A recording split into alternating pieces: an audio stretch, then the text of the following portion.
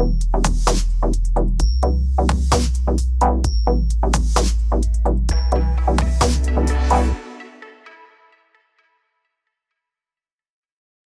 the fire, welcome back to SMWX, and to round up the year, I've got a treat for you.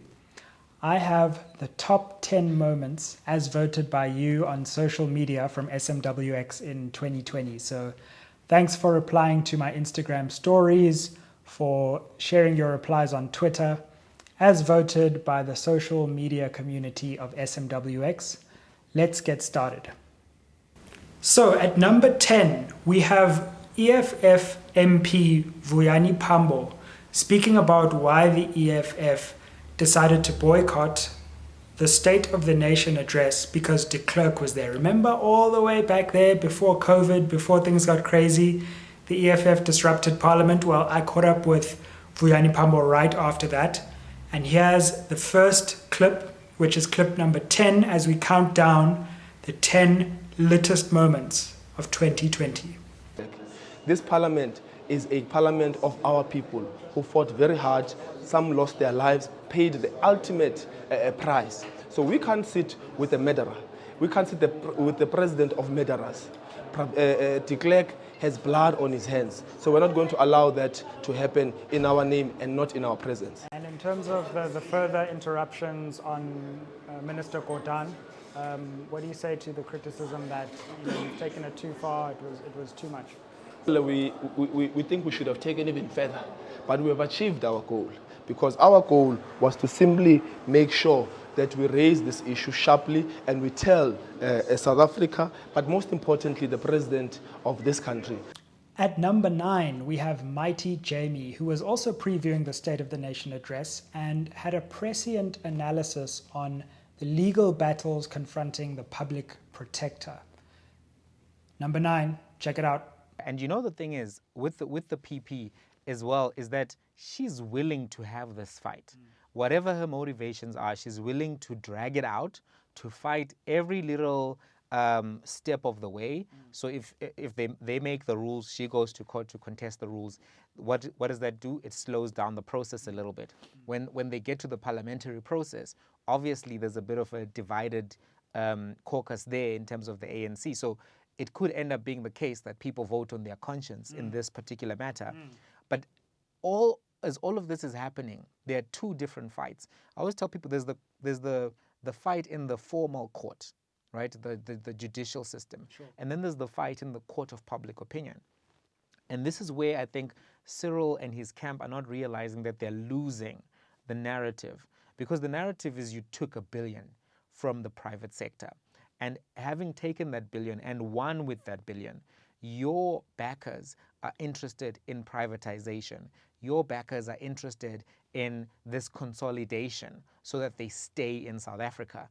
But everyone else is not necessarily interested in that. And the agenda that is being pushed right now is such that the public protector exposed you.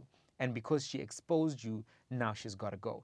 And I don't think that even if they eventually win against the public protector, they'll be able to put that genie back in the bottle. Number 8, as the COVID-19 vaccine becomes increasingly important, we have this moment with one of South Africa's leading epidemiologists, Professor Helen Rees, speaking about the importance of Africa's participation in COVID-19 vaccination. Number 8. Right. Now, in terms of the question, do African countries want to be involved? We absolutely do. We want to know in our own settings whether these vaccines work for our populations. Are they safe? Are they effective?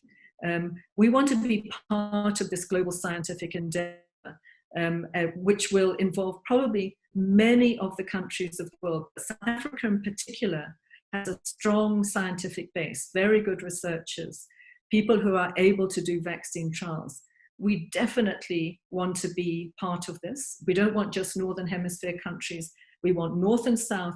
We want it to be a global effort. At number 7, we have Twitter sensation Kaya Sithole speaking about SAA and the continuing deterioration of the national airline. I think the fundamental problem is that, the opportunity was missed ages ago. The opportunity was in the 1990s when you made the decision to open up your skies. Did you actually, make peace with what the consequences of that were going to be? Sure. And of course, we are living the consequences now. So to then go back to this idea or this ideology that, we should be in full control of these particular things, well, you didn't control the entire value chain of it. If you didn't control the entire value chain of it, you're simply holding on to one aspect of it, and all these multiple moving parts that you're not in control of are going to gravitate towards saying, well, actually, this is not the way to do it anymore. So then the question of should the state actually be in full control of a particular area, and there's nothing wrong with state ownership. The issue is not the question of ownership, it's a question of custodianship, and it's a question of governance. And that's where this government has failed. So if the government is not going to learn how to govern things properly, if the government refuses to learn how to really take proper custody. At number 6, we have the brilliant Zuleika Patel. I remember as I was doing this interview and she moved on to this part, I was telling myself in my mind, do not say anything, just allow this moment to unfold because it's so, so powerful. And it's quite interesting how when you're doing interviews, when you keep quiet is more important than when you ask a question often. So Zuleika Patel at number 6.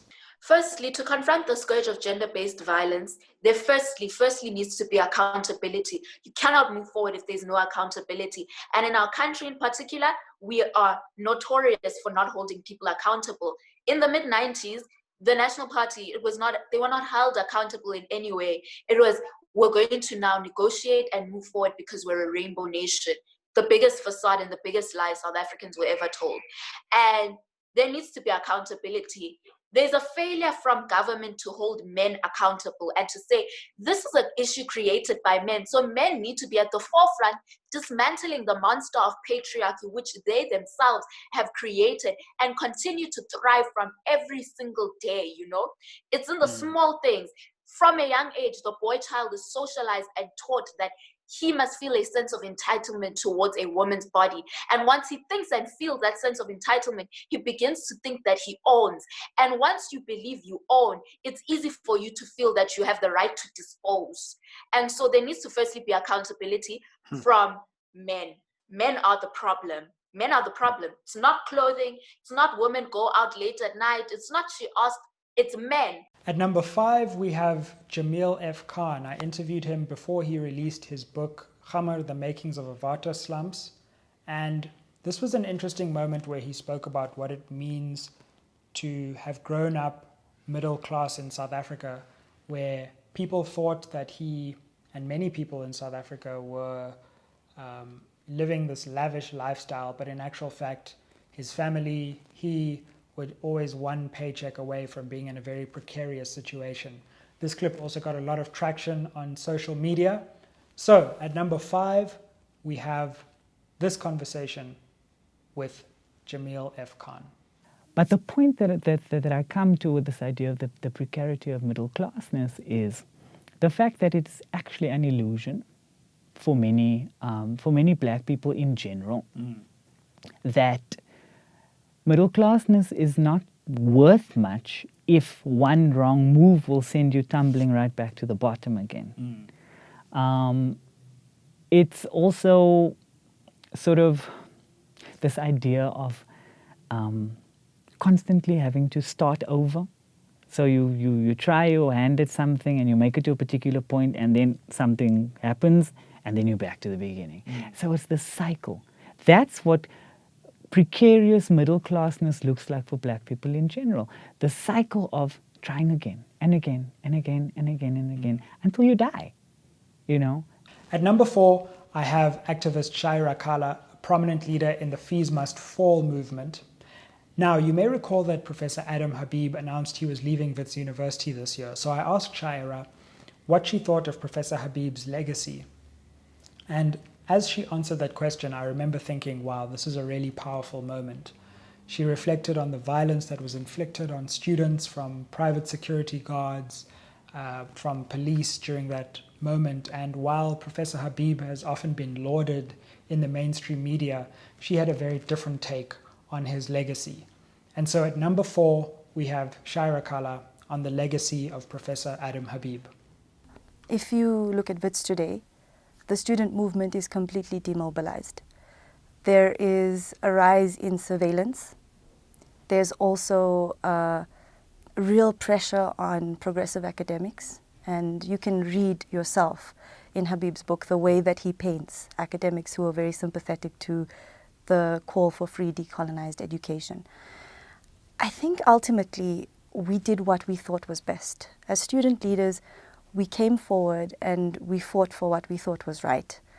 And we brought ideas, and Professor Habib and the state and other vice-chancellors brought guns and repression. Maybe he might have not said things explicitly that push for more violent force to be used against students, but his actions by bringing police onto campus genuinely did. They speak for themselves. Number 3, we have this moment from my interview with Coconut Kells. Now, I asked her whether I should keep my lockdown afro, and her response was not exactly what I was hoping for. And in fact, when I shared the clip, it became quite the viral social media moment, even being picked up by the Sunday Times. So at number 3, we have the situation with my lockdown afro. I still think it should be kept. I've been cultivating this fro. My wife certainly thinks it's a good idea. Like, yay or nay? Are you thinking I keep it, or maybe not? Well, you know how I feel about afros. If you've read my book, first of all, I've given lots of advice. Also, Cez, you are literally in the middle. You are so blessed to have a Caucasian parent. I have dreamed of that my whole life. It's not something I can change now, but I really have always dreamed of having a white parent. And it's like you could choose to be a Sean, but you chose to be a Cezwe. And I just don't understand why you'd go the route if you can go to the privilege. Do you know what I mean? So if I were you, I would do what all our peers used to do in high school and just relax. I think it's called relaxing. And just maybe comb yourself like a ski ramp or something, because you have the skin. It is believable that you could be your best Caucasian self, but you choose to be an African, and I don't quite understand why. So it's a no. At number 2, we have Zimbabwean opposition leader Nelson Chamisa. I really enjoyed this interview and was excited about it because I've always wanted to expand SMWX out into the continent, focusing on South Africa predominantly, but also making sure that we keep our eye on developments not only in the region but in the continent at large. And so this was my first major interview with a politician from outside South Africa, and the interview did really well. It was one of the most watched videos of this year, and much appreciation to Nelson Chamisa, Advocate Chamisa, for coming on to the show. So at number 2, we have our conversation, Nelson Chamisa. Ayeyi. Say that liberation was a process. We can't be in a permanent process of liberation. We can't be liberating every day unless if the liberation is false. Once we liberate, we need to move to the next level.